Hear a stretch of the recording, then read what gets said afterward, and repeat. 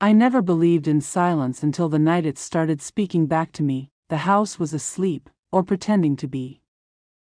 The kind of quiet that feels heavier than noise, like it's waiting for something to break. I stood in the hallway, staring at the soft glow leaking from under the bedroom door, telling myself it was nothing. Telling myself that after 12 years of marriage, after promises whispered into tired mornings and half smiles over dinner plates, I knew the shape of my own life. But doubt has a way of learning your footsteps. That I pushed the door open slowly. The room smelled like her shampoo and the rain that had followed me in from outside. She wasn't there. Her side of the bed was untouched, smooth like it hadn't been slept in. That should have been my first answer. Instead, I reached for my phone, like it might explain something the room refused to. There was a message waiting. No name. Just a number I didn't recognize. That he's with me. You deserve to know. That I stared at those words until they blurred. The clock on the wall ticked loud enough to feel like a countdown. I told myself it was a joke. A scam. Someone bored and cruel. But my hands were already shaking, already dialing her number. It rang. Once. Twice. Then voicemail. That I sat on the edge of the bed and felt the mattress dip under my weight, like the room was finally acknowledging I was there. My reflection in the mirror looked unfamiliar, like a version of me someone else had been living in. I tried to remember the last time she had laughed the way she used to, the way her eyes would crease at the corners when she thought something was really funny. I couldn't. The memory that came instead was her phone lighting up at dinner, face down on the table. Her reaching for it too quickly. Her smile that didn't quite reach her eyes when she said it was just work. That I stood up and opened the drawer of her nightstand. I didn't know what I was looking for, just that my hands needed to move. Receipts. A folded scarf. A book she'd never finished. Then, tucked behind everything else, a second phone. That my heart didn't race. It dropped. Like my body had decided panic was too easy, and this deserved something heavier. The screen was dark, but my fingers knew what to do. I pressed the button. It lit up, and there it was. Her face on the lock screen. Smiling. Not at me. That I didn't scroll. I didn't need to. The name at the top of the last message thread was enough. My best friend. The air left my lungs in a way that felt permanent. I sank back onto the bed, phone still in my hand, like it might disappear if I let go. I thought about all the nights he'd been here, sitting at our table, laughing at my jokes, raising a glass to our health, our future. I thought about the way she'd looked at him when she thought I wasn't watching. That I had been watching. I just hadn't wanted to see. The second phone buzzed. A new message popped up. He's running late. Says you're still at work. That I closed my eyes. The room felt smaller, like the walls were leaning in to hear what I'd do next. Part of me wanted to throw the phone against the wall, shatter the truth into pieces I didn't have to put back together. Another part of me, the quiet, stubborn one, wanted answers. Not the kind that fit into neat explanations. The kind that hurt because they were real. That I stood up again, steadier than I felt, and walked to the window. The street below was empty, slick with rain, reflecting the yellow glow of the streetlights like 1,000 broken mirrors. I imagined her somewhere out there, laughing, touching, forgetting the life we'd built. Like it was something she could just set down. My phone vibrated in my pocket. This time, it was him. Hey. His voice said when I answered, casual, warm, familiar. You still at work? I almost laughed. The sound got stuck in my throat. Yeah, I said, surprising myself with how normal I sounded. Running late. Same here, he replied. Rain's a mess tonight. I looked at my reflection in the dark window. The man staring back at me didn't look broken. He looked awake. "Drive safe," I said. When I hung up, my hands were steady. My heart was not. I didn't know what I was going to do yet. I only knew I wasn't going to pretend anymore. The silence had spoken. Now it was my turn. I didn't sleep. I sat in the living room with the lights off, watching the clock crawl forward like it was dragging something heavy behind it. Every sound outside felt like a door opening somewhere else in my life. A car passing. Footsteps on wet pavement. The soft hum of the refrigerator reminding me that time didn't care what I'd just learned. When the front door finally opened, I didn't move. She stepped inside quietly, like the house was a stranger she didn't want to wake. I could hear her breathing before I saw her. She froze when she noticed the glow of my phone lighting up my face. "You're home," she said. "So are you." The words landed between us and stayed there. She set her keys down slowly, too carefully, like every movement might give her away. Her coat was damp at the edges. Her hair smelled like rain and something else I couldn't place. "Work ran late," she added. That I stood up. I didn't raise my voice. I didn't need to. The truth was already loud enough. "Whose place were you at?" Her eyes flicked to the floor. That was answer enough, but I waited anyway. The silence stretched, thin and fragile. "Please," she said. "Not like this." "Like what?" I asked. "Honest?" She swallowed. Her hands twisted together, a habit she had when she was nervous, when she was lying. I remembered teaching her to drive, her fingers gripping the steering wheel the same way. I remembered thinking I would always be there to steady her. "I didn't mean for it to happen," she said. "It just did." I laughed then. A short, bitter sound that surprised both of us. "That's what you say when you spill a drink," I replied. "Not when you break a life." Her eyes filled, but she didn't cry. That hurt more than if she had. Tears would have felt like something I could understand. "Who?" I asked. She didn't answer. That I took the second phone out of my pocket and set it on the table between us. The screen lit up, her smile staring back at both of us. The room seemed to shrink around it, her face drained of color. "Say it," I said. "I want to hear you say his name." She closed her eyes. When she opened them, there was something in them I hadn't seen before. Relief, maybe. Like the secret had been too heavy to keep carrying alone. "It's him," she whispered. That I nodded.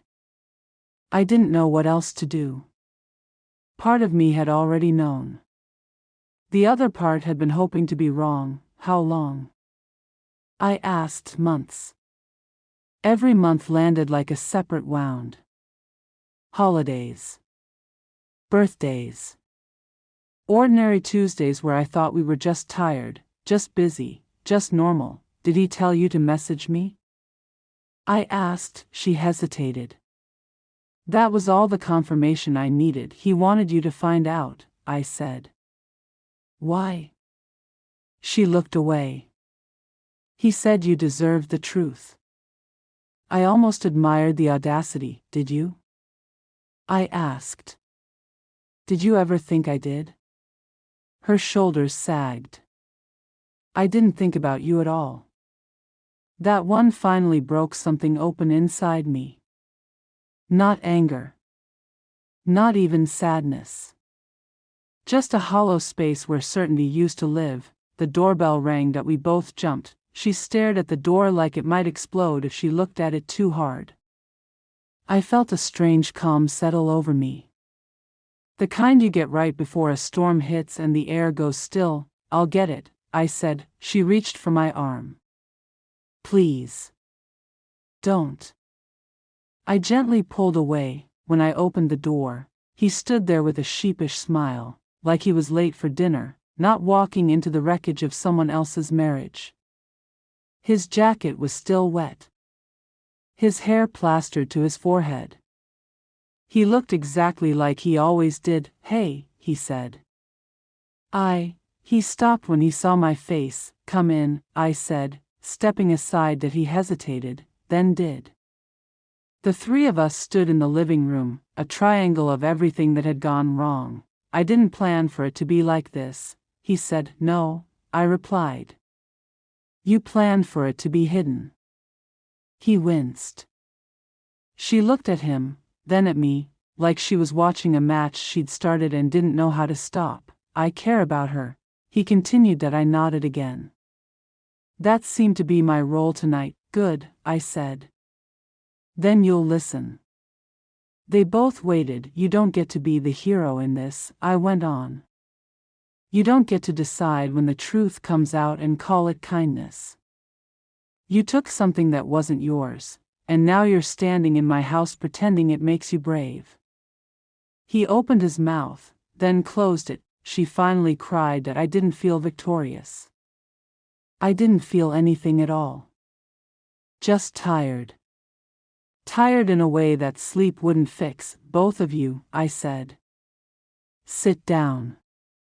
They did that. I leaned against the table, the second phone still glowing between us like a small, unblinking eye. "We're going to talk," I said.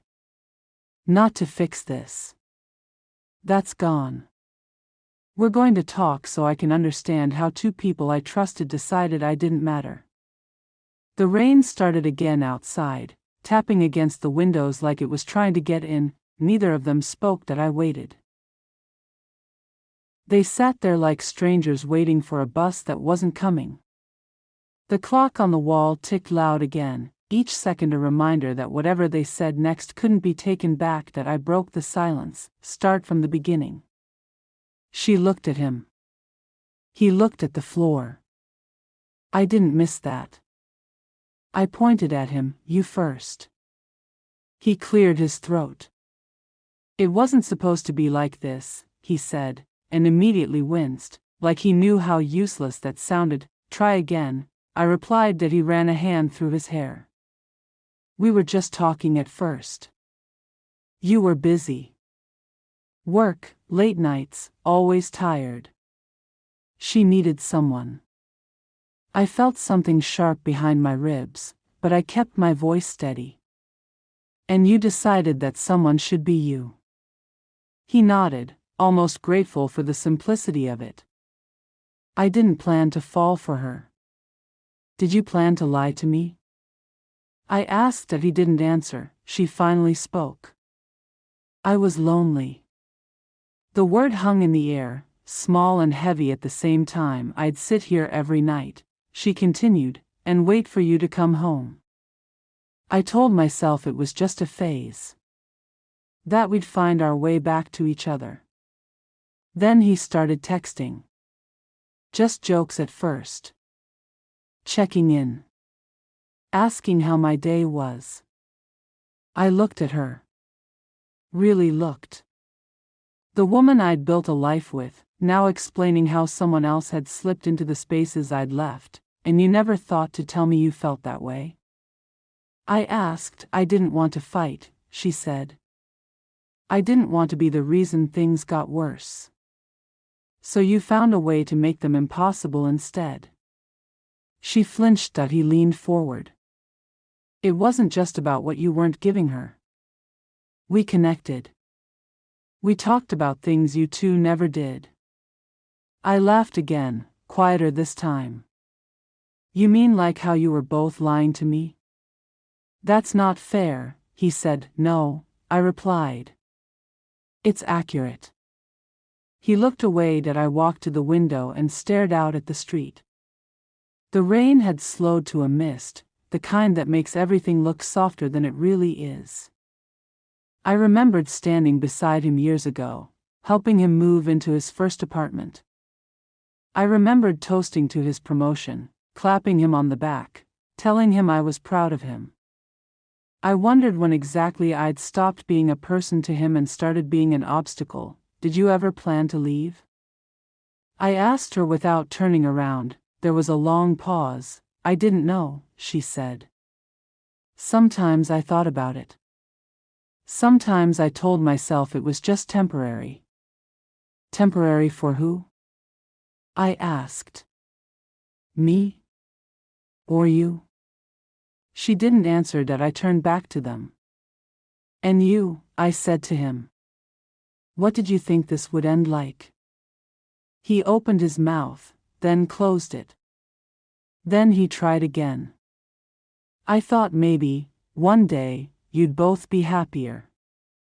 I stared at him. By destroying me? He stood up. That's not what I meant. It doesn't matter what you meant, I said. It matters what you did. He sat back down. The second phone buzzed on the table again. A notification lit up the screen. Another message.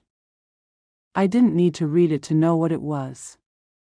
Another thread in a web that had already wrapped itself around all of us. That I picked it up and turned it off. There won't be any more secrets tonight, I said. She wiped her face. What are you going to do? The question felt strange, like she was asking about the weather, not the future of our lives. I don't know yet, I admitted. But I know what I'm not going to do. They waited. I'm not going to pretend this is something we can just talk through and fix by morning, I continued. I'm not going to play the part of the forgiving husband who thanks you for being honest after months of lying. He nodded slowly. She looked down at her hands. I gave you both my trust, I said. Not because I thought you were perfect, but because I thought you cared enough not to do this. Her voice was barely a whisper. I did care. Then you chose not to, I replied. The room felt cold, even though the heat was on. I realized I was tired of standing, tired of holding myself together like that was my job. I want you to leave, I said to him. That he looked up, startled. Now? Yes. Now. He stood, hesitated, then turned to her. I didn't want to make things worse. She didn't respond. That he grabbed his jacket and walked to the door. He stopped with his hand on the handle. I'm sorry, he said. I couldn't tell which of us he was talking to. Me too, I replied, and meant something completely different. The door closed behind him. The sound echoed through the house like a final punctuation mark. She and I were alone again. She took a step toward me. I stepped back. Don't, I said. Not yet. Tears slid down her face, but she didn't wipe them away this time. I don't know who we are now, she said. That I looked around the room. At the couch where we'd watched movies. The table where we'd eaten dinners that felt so ordinary at the time. The walls that had held our laughter and our arguments and our silence. I don't either, I admitted. The clock kept ticking. For the first time since this started, I felt something like fear. Not of losing her. Not of being alone. But of waking up one day and realizing this moment, this choice, was the one that would define everything that came after. She reached for the second phone on the table, then stopped, like it burned. That I picked it up instead. This, I said, holding it between us, doesn't get to decide what happens next. I set it down, face up, and let the screen go dark. That we stood there, neither of us moving, both of us waiting for a future that hadn't decided what it was going to be yet. Morning came without asking for permission. The light crept in through the blinds, thin and pale, landing on the floor like it was testing whether the house was safe to enter. I hadn't moved from the chair by the window. At some point, the ticking clock had gone quiet.